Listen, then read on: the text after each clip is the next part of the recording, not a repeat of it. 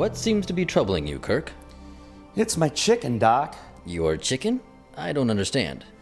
It's my roasted chicken. I just don't get it. Go on. Well, perfectly roasted chicken has meat that's juicy and succulent, yet the skin is crispy. It almost shatters like glass. So what's the problem? The problem is getting both of those things to occur on the same bird.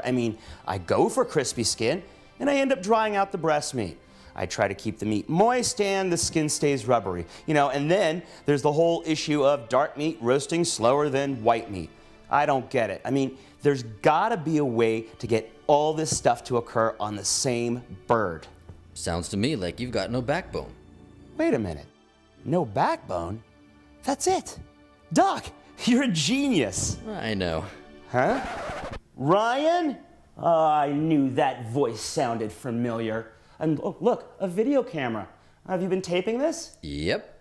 That's shameful. What do you have to say for yourself? I'm hungry. Go make some chicken. Well, okay. It's not like I can stay mad at you forever. Hi, everybody. Now, as much as I hate to admit it, Ryan is onto something. You see, it's the backbone which gives the chicken its shape. And it's the chicken's shape which makes it so hard to roast. Even if we were to turn that bird during roasting, it's still not going to roast evenly.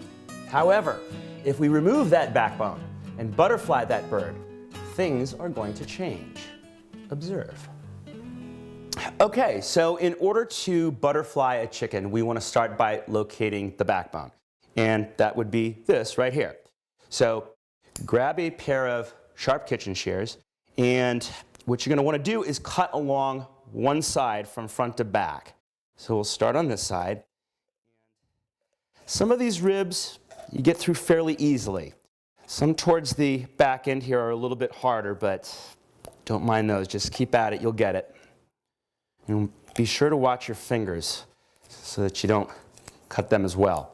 All right, we'll flip that around. We're going to do the same thing on the other side of the backbone. And once again, being very careful to not cut our fingers.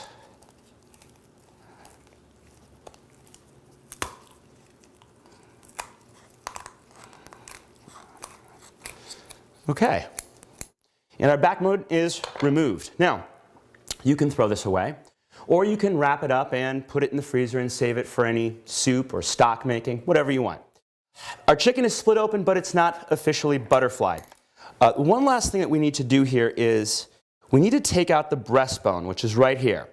Now, attached to the breastbone is a piece of cartilage known as the keel bone, and that needs to be removed too. It's just going to help us present our chicken better, as well as it's going to help it cook faster.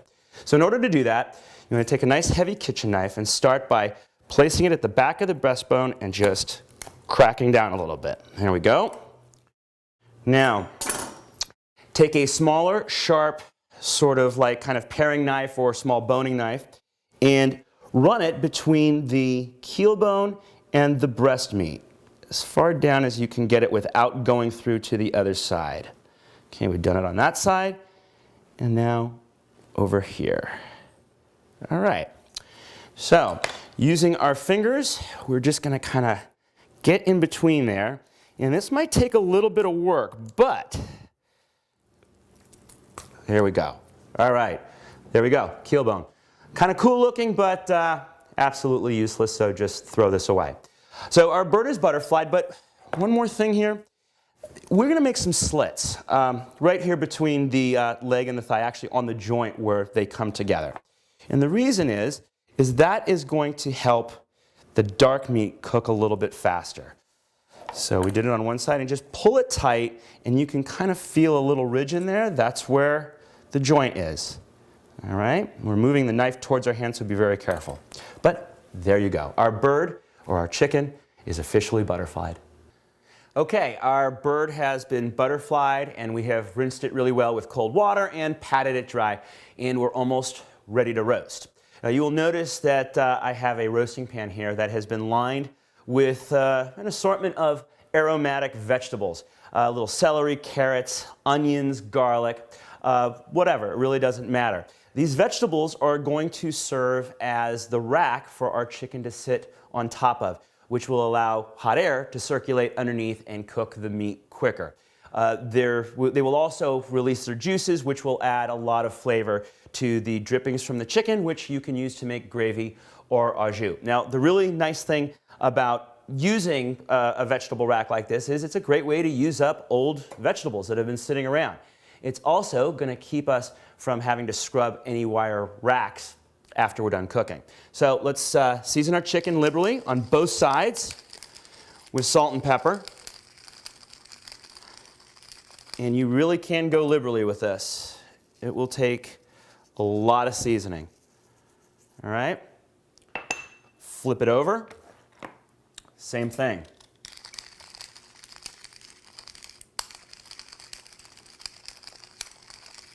Okay, and for the salt,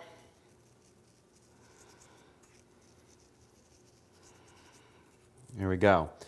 All right, we're ready for our vegetable rack. You just place the bird on top, and I like to tuck these little wing tips underneath so they don't burn, and kind of spread this out a little bit so it cooks faster.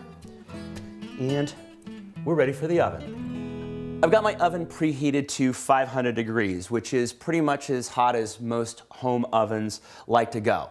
I know it sounds high, but we really do need that kind of intense temperature to get this skin nice and crispy. And since we've butterflied the bird, the meat should cook quicker and hopefully stay juicy.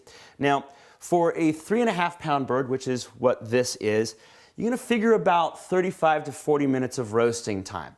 That said, we will check our bird starting at around the half-hour mark. Now, one last thing you want to do before your chicken goes into the oven is add about a cup or so of water to the bottom of the pan.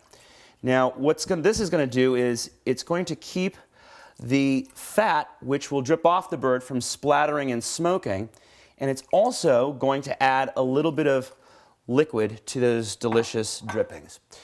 We're ready to put it in the oven. All right, in it goes. Now, I'm going to set my timer for a half hour. That should give me just enough time to erase the tape that Ryan made a little while ago. Okay, my timer has just gone off, so our chicken has been in for a little bit more than a half hour. Let's give it a check. Now, oh gosh, that looks beautiful. Now, if you were using an instant read thermometer, the magic numbers here would be about 180 degrees on the thigh meat and about 160 on the breast. Now, if that sounds a little bit low, remember that the temperature is going to rise about another 5 degrees when it's out of the oven. But just look at how crispy that skin is. And I can see that the leg is pulling away very easily. And if I just pierce it down here, the juices that are coming out are running clear. So this bird is done. What I'd suggest doing is removing it to a plate, loosely tinning it with foil, and allowing it to rest for about 10 minutes before you cut into it. Man, wow. I wish I could tell you guys how good this chicken is. I mean, the meat is moist and juicy, and the skin is nice and crispy, just like how I imagined it to be. And look at Ryan over there salivating. But given his antics today, I've decided not to share. What are you doing? Okay, look, just stop doing that, please. I'll give you some chicken, okay? Thank you. What a child. As for you adults out there, I highly urge you to make this chicken. It's really, really good. Another thing I urge you to do, keep reading You, the online magazine devoted to your favorite subject.